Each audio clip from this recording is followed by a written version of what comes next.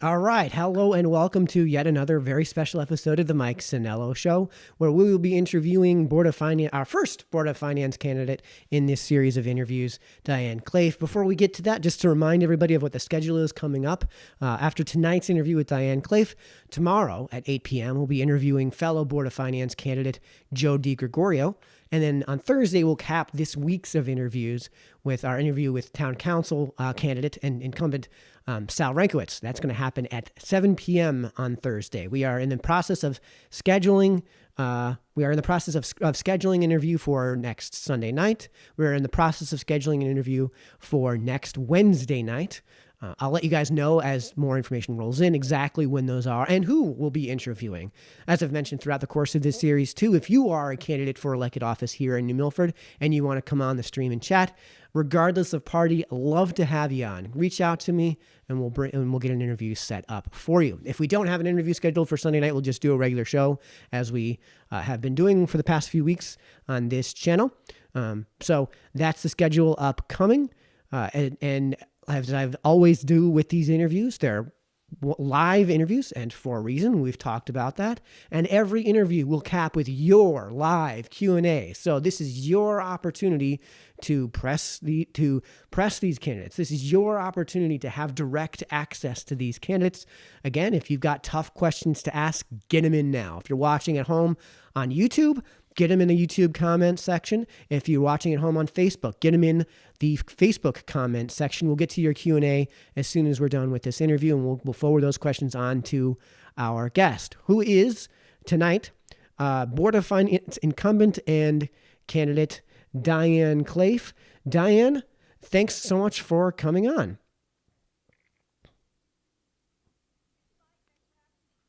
So before we get started, we weren't going to actually do any plugs today, so let's just go ahead and dive right into our conversation. As we always do, I like to introduce the viewers and our fellow residents of New Milford to the person before we introduce the candidate. So as everybody knows, we start off with the same question with all of these interviews. Diane, what brought you to New Milford?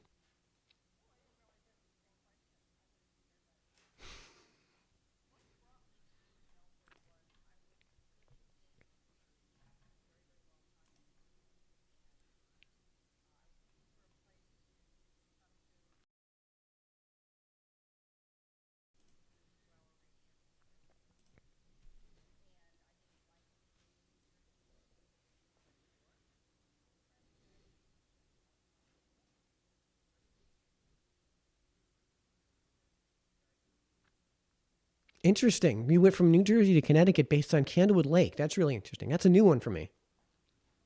Okay. Yeah.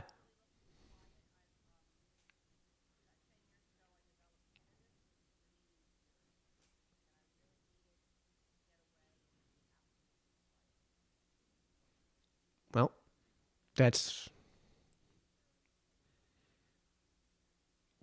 very understandable. I dated a girl who lived in Midtown East in Manhattan, and man, getting to sleep at night was kind of tough. I won't lie. So you moved to New Milford from New Jersey. How long ago was that, out of curiosity?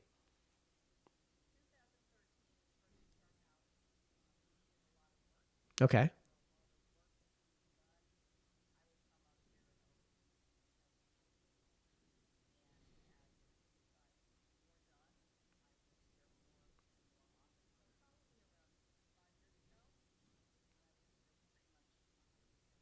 And you were able to find work. You were able to find work around here too. Oh, okay. All right. Okay. Great. Great. So you actually have time for these sort of things then. So, so on that note then, what got you interested initially in politics here in New Milford?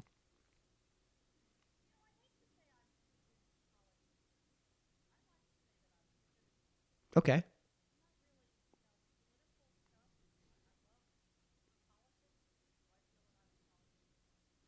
All right.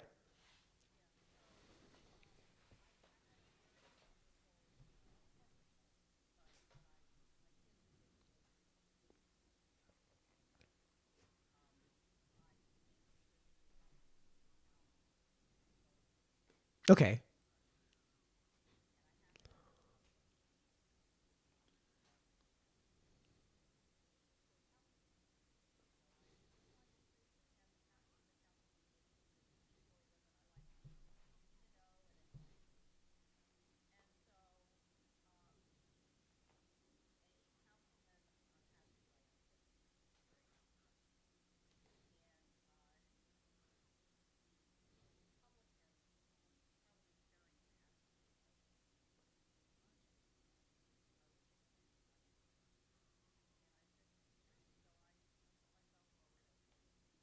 This is in New Jersey? This is in New Jersey? Okay.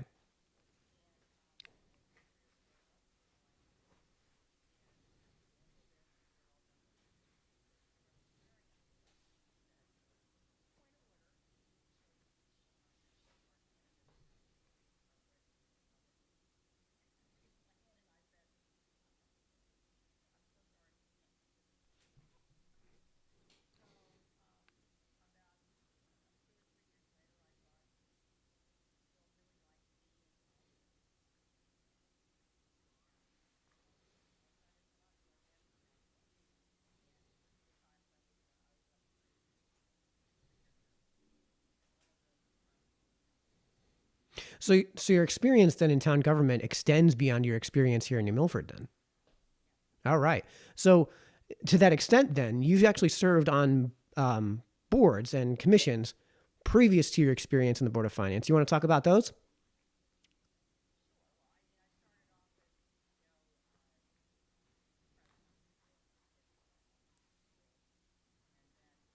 And that's here in New Milford? And that's here in New Milford?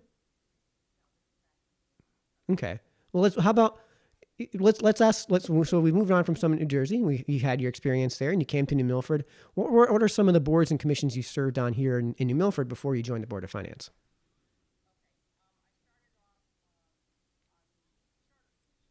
The Charter Revision Commission, correct? All right.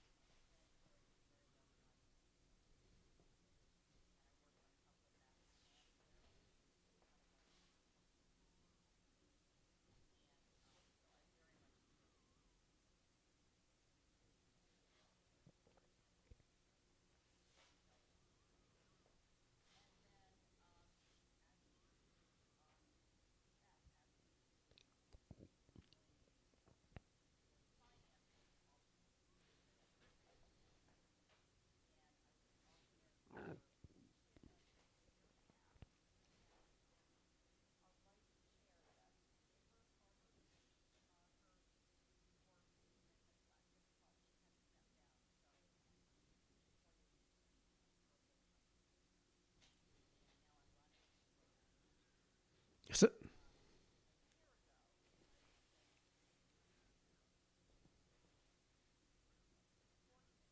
yeah, and the Riverfront Revitalization Committee is one you're currently serving on ongoing, correct? All right. So we've kind of gotten the impetus to join the Board of Finance. Just so folks know at home, we will get into that a little bit more and the differentiation between the types of seats that are on the Board of Finance, because it is kind of unlike some of the other boards and commissions like a town council that draw more people's attention, where there's no difference between one seat and the next with a town council. So I really want to delve into the Charter Revision Commission, because I think there's a lot of the Charter Revision Commission recommendations that were then subsequently passed at referendum. Reminder, folks, passed at referendum whenever we talked about all this stuff, that had some pretty serious effects on the Board of Finance and the role thereof. So what were some of those primary areas of focus that the Charter Revision Commission was looking at during that time?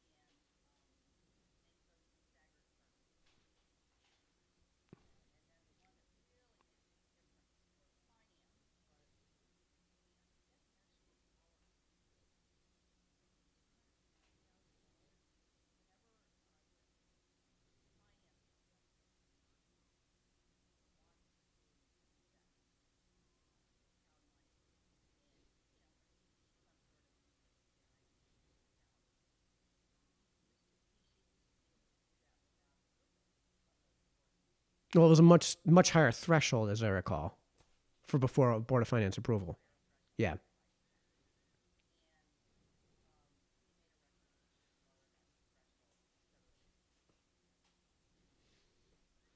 Okay. Were there so there's two other things that I think that were pretty important to that process, and they relate to the budget, which I think is one of the probably the biggest noisemaker, if you will, with the Board of Finance locally when it comes to, and it's one of the few things that we know going into the year is going to be something the Board of Finance is going to have to look into, and that's going to occupy a lot of their times, is the budget. We do this every year, and it's something you're going to have to take into consideration. And there were some process changes that were recommended by the Charter Revision Commission, and which, of course, subsequently passed at referendum. Let's start with the bifurcation of the two budgets, the Board of Education budget and the municipal budget. And as far as the budget process is concerned, when it comes time to vote on them at referendum, talk about what was the impetus for doing that and how that wound up manifesting.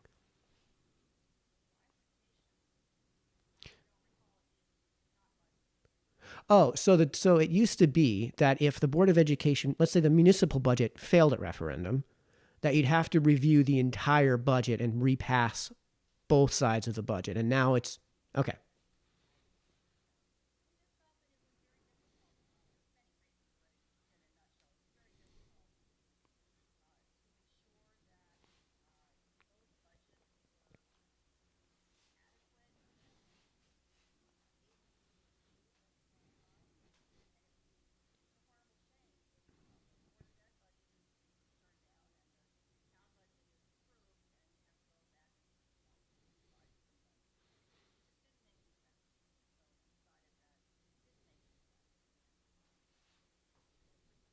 So the other half of that too is that if a budget fails, it used to have to go back to town council before it would go then to a second referendum. Now, after the Charter Revision Commission's recommendations for the revisions, now it's kicked back to the Board of Finance. You want to talk about what the thinking was for that and why that was recommended?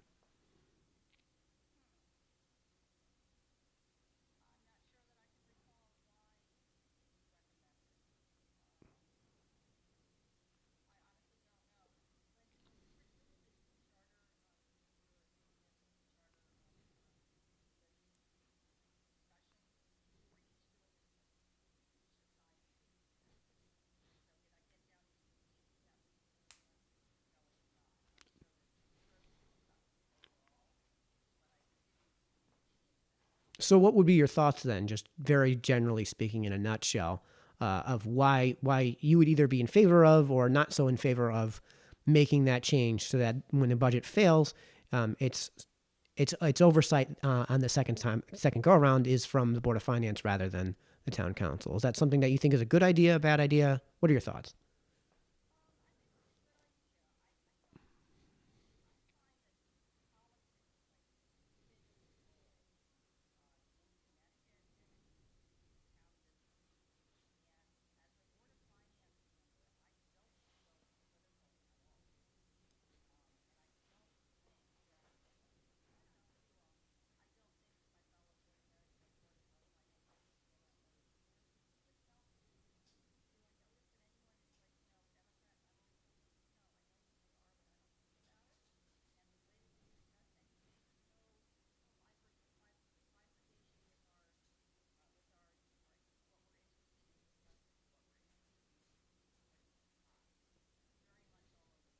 Do you think that's any?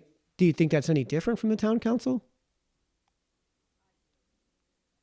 Okay. Okay. So, all right, that's fair. Let's talk about some of the considerations that were either had and not made as far as recommendations are concerned, because they do kind of affect the Board of Finance here moving forward. So one of the what were those? To talk about some of the considerations, maybe not the specific considerations, but like why certain things may or may not have been left off of the recommendations that finally went to referendum.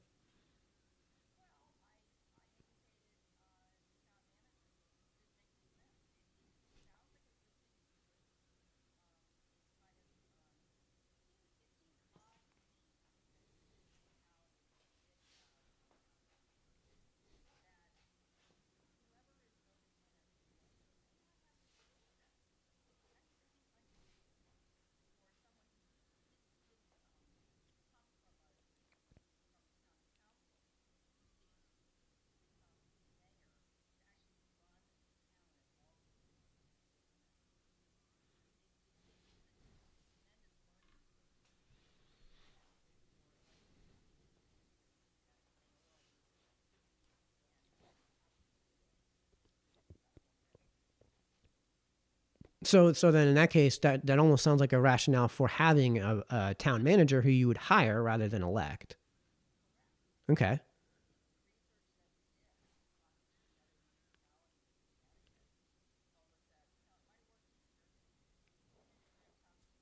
All right. So there was a proposal. There was a consideration that was presented to the CRC to dissolve the entire Board of Finance. Um, I'd love to hear your thoughts and what the and what the CRC thought of that proposal. That-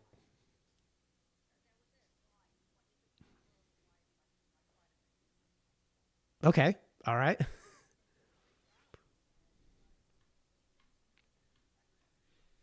So one of the final things as we were wrapping up our conversation here on the CRC, because it's a charter revision, so that's a big deal to me. Like we're talking about the fundamental documents that form the basis of all government here in New Milford. So I think it's a really important service that you are providing here, and it's really something I want to spend some time on, just because again I think it was a really important thing. Um, Were there any changes that you would like to see at the next assembling of the CRC at this point?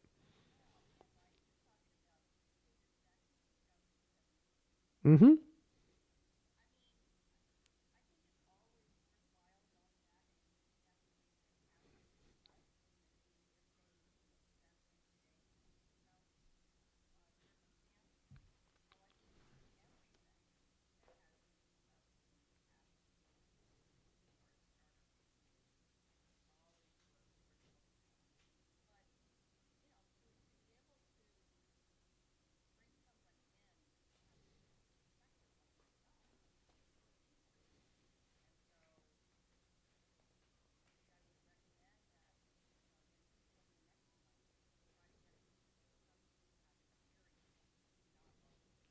So with other towns, here's what you're saying.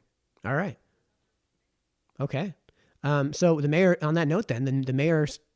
So there's a legal obligation to form a charter revision commission every 10 years and to review the charter. The mayor actually indicated at a previous interview. Folks can find that on my channel, both on YouTube and Facebook. Mayor said that he'd like to see a charter revision commission put together every 3 to 4 years, even if they don't recommend any changes.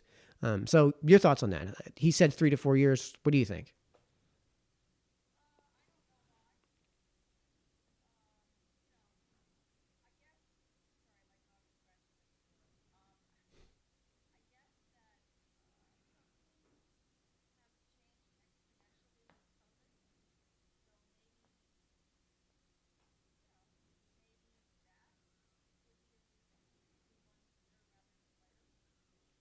All right.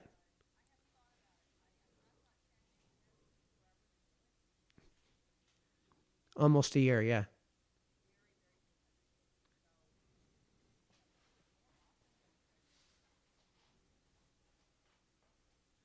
Okay. So moving on then from the Charter Revision Commission to the Board of Finance, we talked about how those revisions may have affected the Board of Finance. Let's talk about the actual Board of Finance now. So generally speaking, what do you see as the role of the Board of Finance?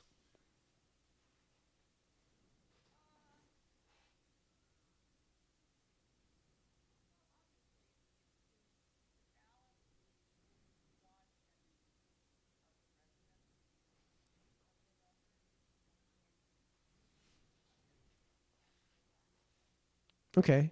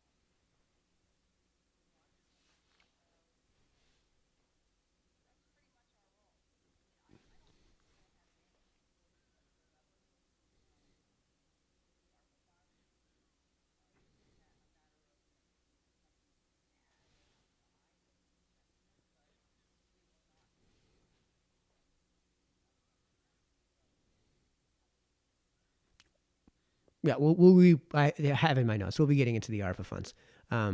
But yeah, so it sounds like what you're describing. Would you consider the Board of Finance to be something of a fiduciary check on something like a body like the town council? Okay, so that I guess that would form some of the impetus to balancing of those powers during the Charter Revision Commission recommendations. Do,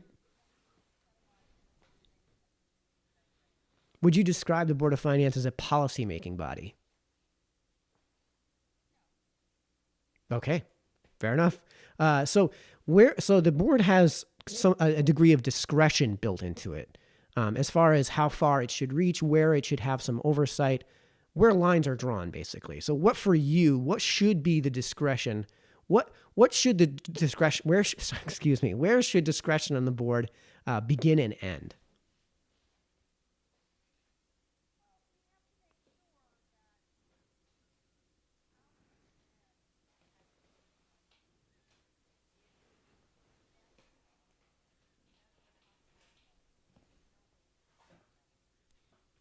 No waste. Okay.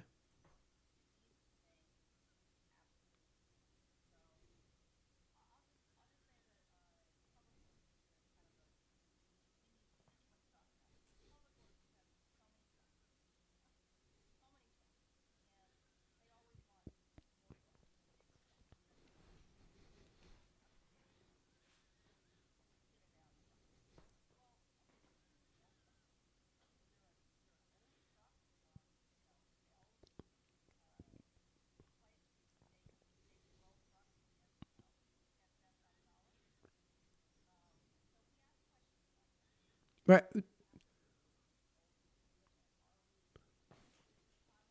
Yeah.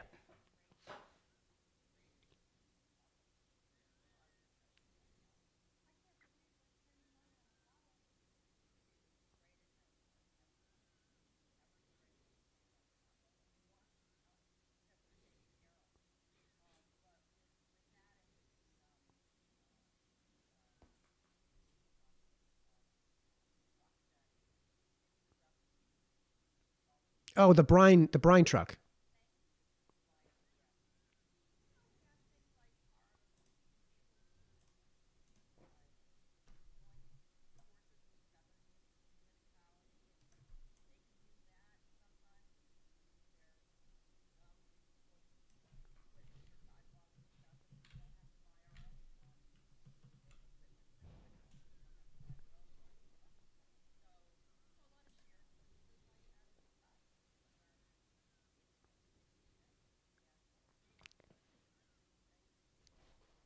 Do you guys actually offer direction then, or is this just a financial oversight?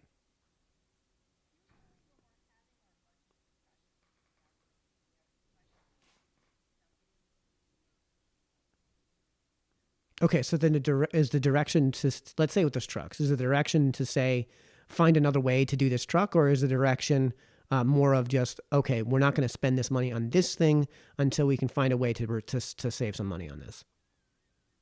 Like, do you actually give direction to these bodies?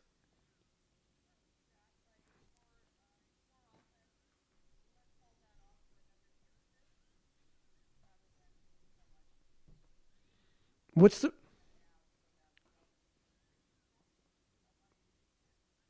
And we're going to come back to that too, because again, I'm going to reserve a good chunk of time if we can for the budget, because the Board of Finance, that's probably the only issue that we can know for sure the Board of Finance is going to run into every single year. So with that said, though, with all those other departments, what is the relationship between the Board of Finance and the finance director?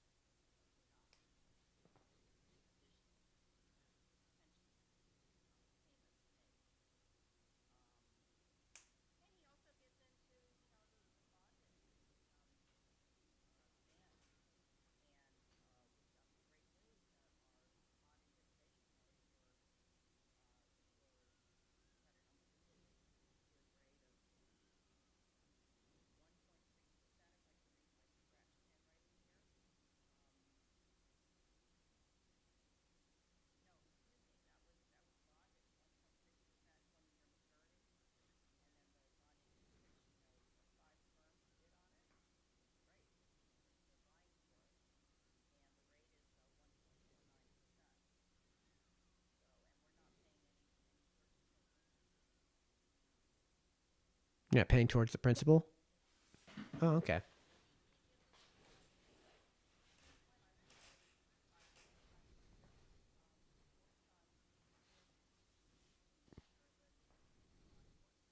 So you've mentioned actually now kind of a lot of accounting and financial terms here.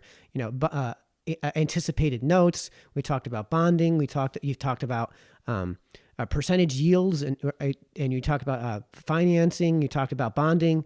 We talked about kind of a lot of things that are technical terms within the field of finance and accounting. So the Board of Finance to me is something that's it's kind of a special board in that it's the only one that I can think of that, in terms of the elected offices, that has an academic field of study built into the name of it, finance. It's the only one I know of that the town council isn't. Town and council aren't something that are a academic field of study. You know, the mayor's office, mayor, isn't something that's an academic field of study. So what would you say people should be looking for? Is there a special acumen? What should people be looking for in a Board of Finance candidate?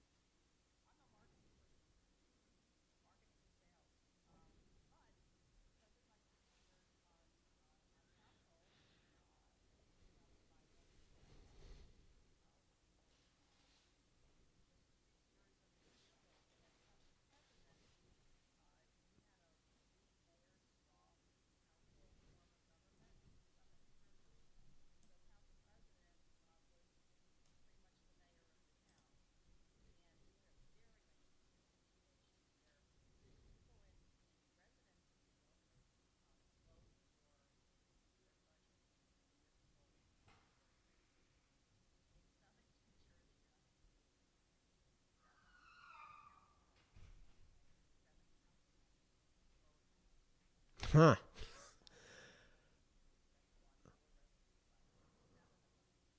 Huh. I don't think residents in Milford would be a fan of that.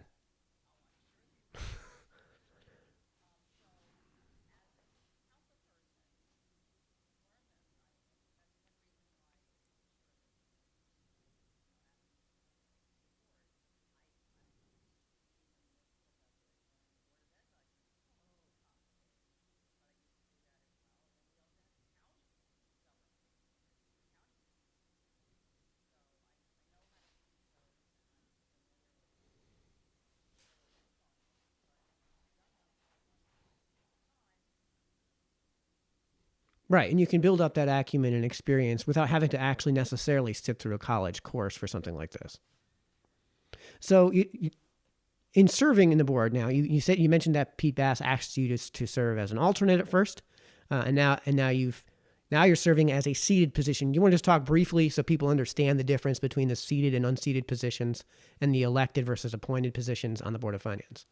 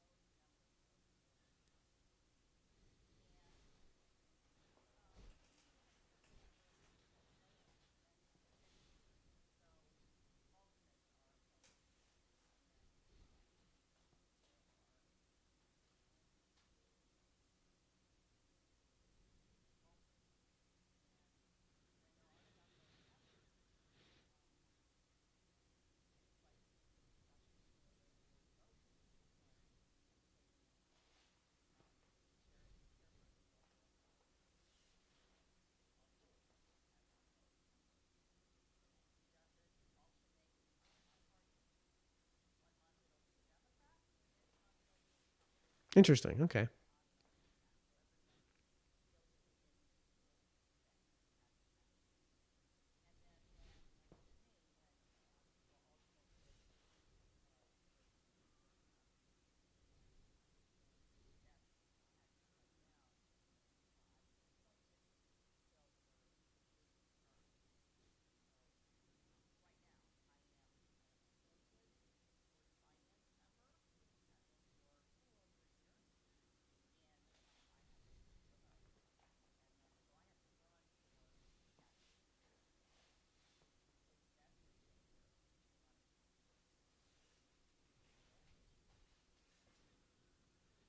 So with that said, now that you're a voting member and you're a seated member and you're running for the full term seat, let's talk about the Arpa funds, because that's something that apparently you guys have no actual legal oversight, no actual authority to make any decisions upon. Do you see the fact that you guys don't have any actual oversight over what's going to be millions of dollars to spend? Do you see that as let's call it a potential for a revision at the next Charter Revision Commission?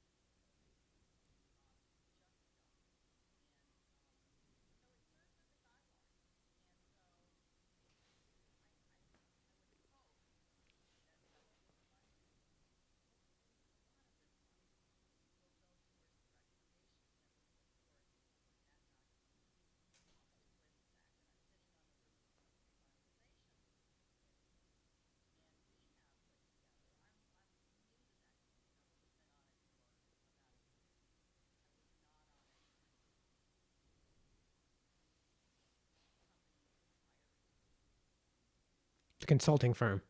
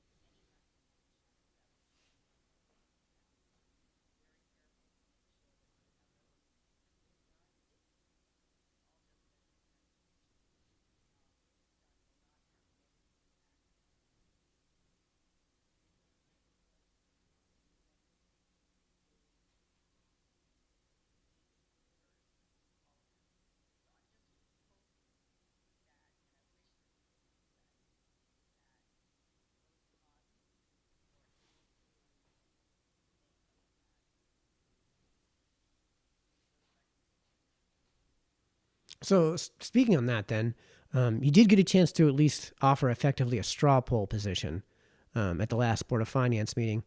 It had no actual, again, legal authority, but there was a vote taken on the recommended expenditures from Town Council that have passed through Town Council at this point. They are supposed to be ostensibly linked to COVID. If you were to have a say in this matter, if you were to have some legal oversight authority, would you consider all of the expenditures that have been approved at least causally linked to COVID, plausibly linked to actual COVID?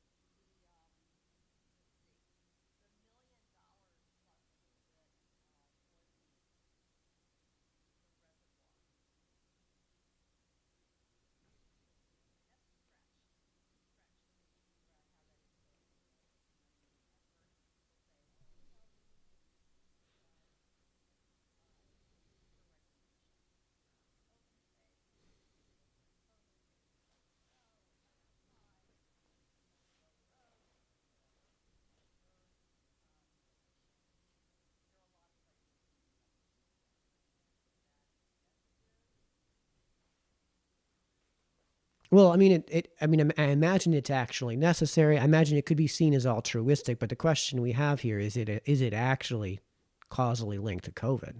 It seems like you're saying not really.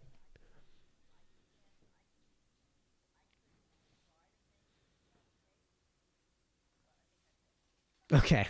Okay.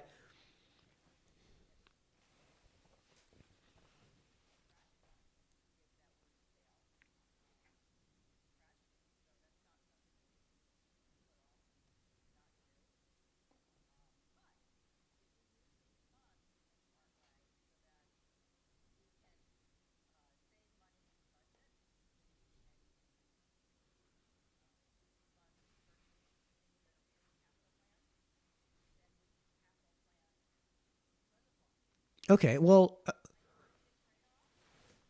I mean, there are competing interests in all considerations. So, if you didn't have that COVID tie-in requirement, and you guys had a voting say in this matter, um, and let's say that the fact that the supply of money coming in from the ARPA funds is limited, like if we were to negate that and make it an unlimited supply of funds, would you see could you see using the ARPA fund? Would you prefer to use the ARPA funds for something like that dam, or do you think it would be better to bond something like that? Is that a place for bonding, or is that a place for ARPA funds? Okay, you don't see any difference between bonding that versus using was effectively a federal grant. Okay.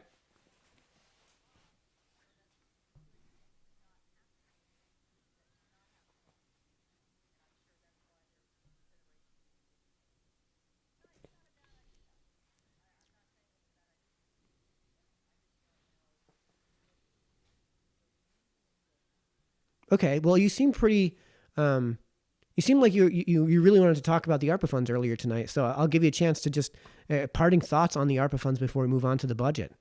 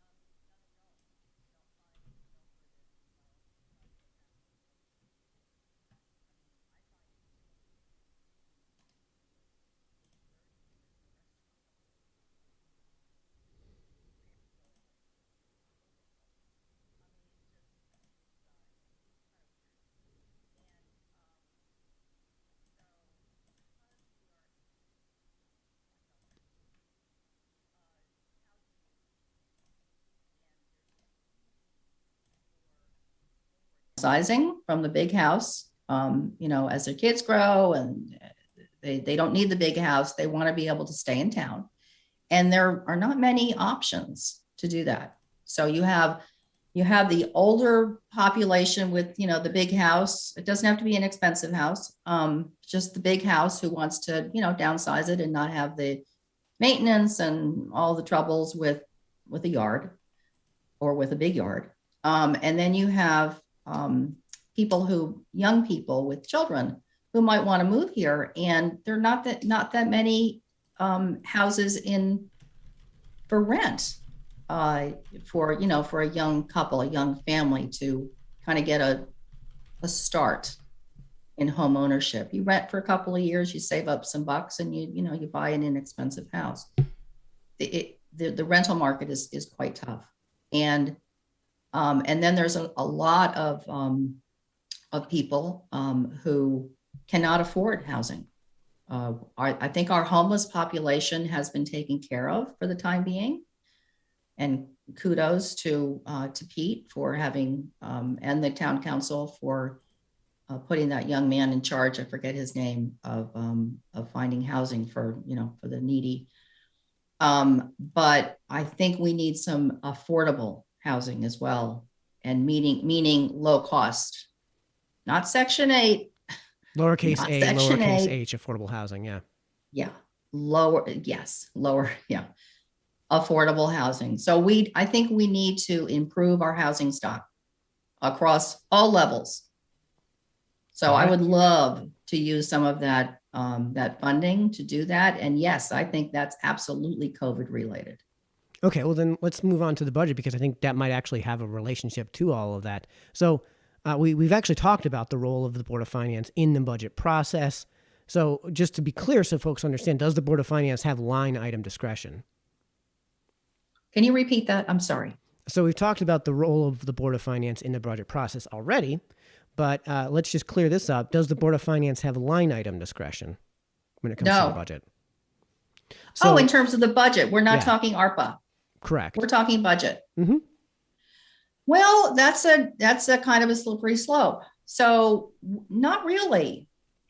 We can make a recommendation to either delete or put back in an item and provide the funding if it's to put back in, bump up whatever the budget was given, the budget number that was given to us. If we wanted to add something back in or add something that we felt was important, we could send it back to town council with the money approved to make that happen.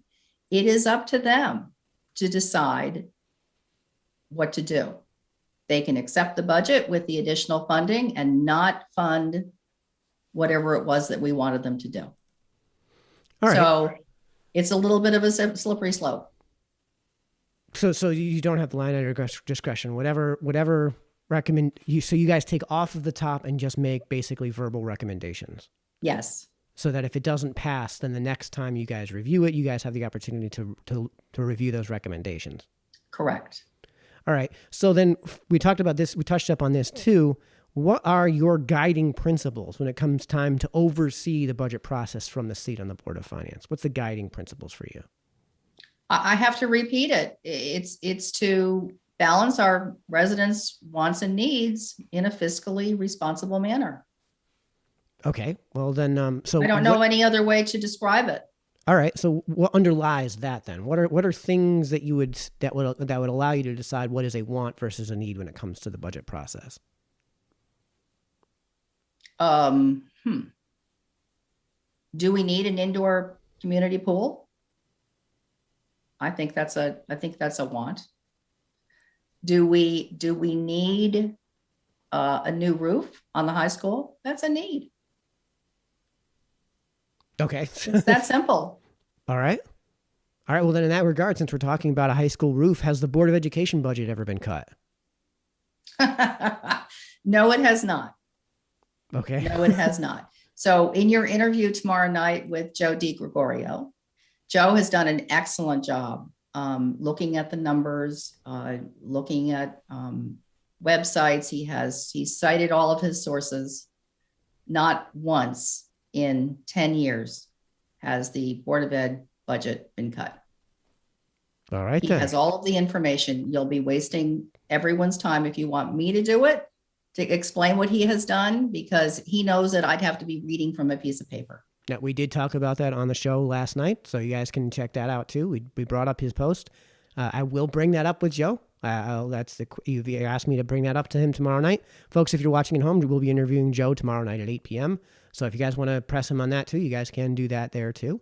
But on that regard, though, since you guys do have some oversight over that end of the process, at least the overall number. So what are your thoughts generally then on the continuing increases in Board of Education budgets despite the continued decline in enrollment?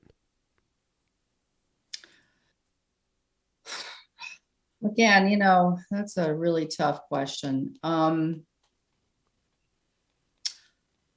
I have to assume, and it could be just an assumption, which is not a great thing to do, that the Board of Ed, when they submit their budget requests, they've done a good job. And I do know that there are a lot of unfunded mandates that are happening now that were not there 10 years ago. I do know that the school population has declined. I do know that we've closed an elementary school because of declining population. I On the other hand, I look at something like I was annoyed.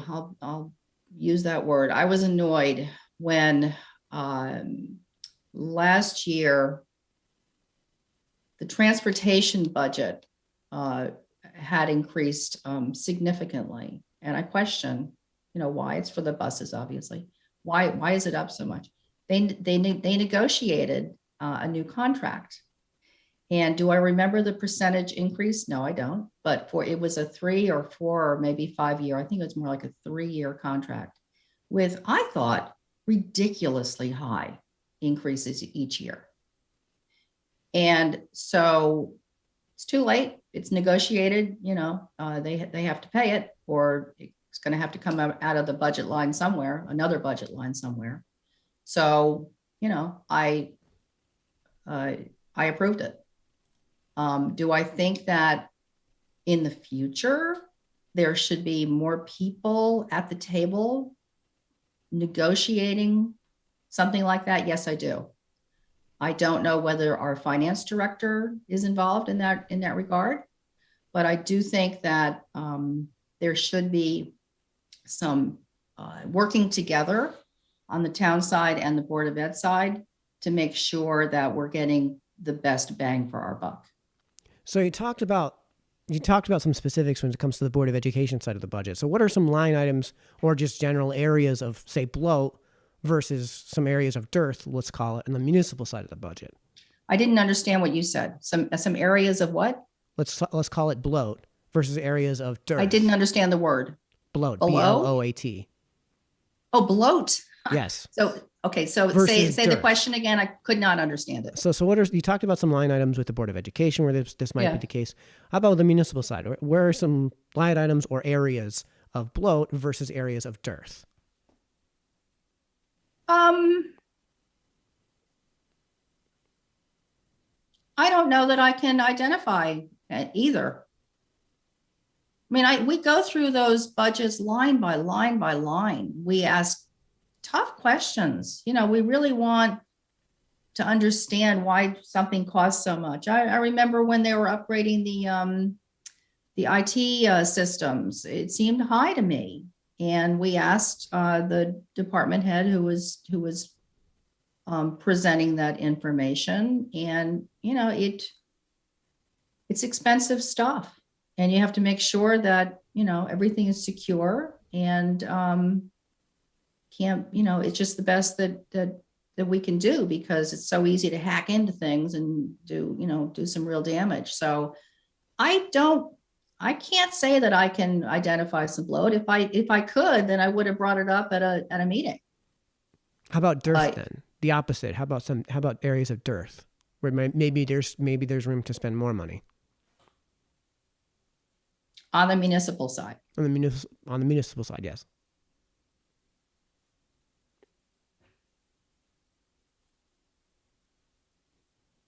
If you can't think of any, that's fine. I really can't think of any. All right. I mean, as a member of the garden club, I can tell you it's very annoying that we don't have more spigots available to water the planters and the gardens that we so carefully maintain and plant each year. We have to lug gallon containers of water in the back of our cars to do it. It's awful. So I mean, that would be a great thing that I would love for them to do. That's a dearth.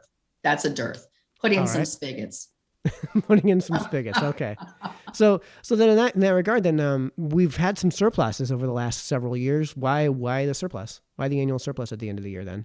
You talked about how you want to try to spend as little as we really can, and we really want these budgets to be as tight as we possibly can. So why has there been a surplus? Well, this past year, the surplus is, obviously COVID related. I mean, it was really hard in budget discussions last year to figure out what was going to happen, because no one knew what was going to happen. It was anyone's guess. I thought that our the taxes collected would be lower. The percentage would be lower than it is. There's been no problem collecting taxes. People have paid their taxes. So you're saying that there seems to be a revenue discrepancy. Not a discrepancy. Not a discrepancy at all. Our tax assessor obviously had better faith in that people would be able to afford their property taxes than I did. I thought that there would be a great problem with that. I thought we'd be collecting much fewer dollars than we did. We really didn't see a problem with that at all. So it was very much a shot in the dark, the budget process this past year. And of course, revenues were nowhere near what they have been in the past, because Park and Rec was unable to do any of their programs pretty much. So how do you account for that? It's difficult. And then the state and the federal is throwing cash at us. So of course we have surplus. Now, how we're gonna take care of that in the upcoming budget process will be interesting. I mean, I see no reason to keep more money than we should have in reserve, and our reserves are in very good shape. We have enough reserves to get us through 2 or 3 months of an absolute 100% panic meltdown and keep our municipality going. And that's a great position to be in. And we will see how that will turn out in February, March, April, and May of next year as we go through that budget process. So, Diane, exactly. I appreciate you coming on here. We've just finished up our hour here. Is there anything more you want to say before we get to Q&A? I'll give you just the floor for just a minute while I go look over our streaming. No, I'm interested to hear what people want to ask me. All right. Well, we don't actually have any questions here, folks. If you guys are actually listening at home, I'm so sorry about the audio technical difficulties that we had here. I guess the reasons that we don't have any questions here for you, Diane, is that we had some serious problems with audio. So, folks, I guess we did get it fixed in the middle of this stream. Folks who are listening at home, I will upload the recorded version of this so that you guys can hear the entire thing, because we are recording this locally, thank God. So I appreciate everyone who joined in with us. Now that we have the audio fixed, I'm going to ramble on for just a quick second here to give everybody a chance to potentially get those questions in. If you have questions for Diane, go ahead and get them in now, and we'll get them forwarded over to Diane. And it seems the audio is working at home for everyone at this point now that we've gotten everything fixed. So just a reminder for people before we bring all of that in. We're going to be continuing in our series, as we mentioned, with Joe DiGregorio tomorrow night at 8 p.m. And we're going to have Sal Rankowitz on Thursday night at 7 p.m. to finish up the week. I'll be Wednesday night, I'll be attending the PTO's sponsored Board of Education meet and greet. So you get a chance to meet and greet the Board of Education candidates on Wednesday night. That's at 7 p.m. over at Sarah Noble. That's what I'll be up to.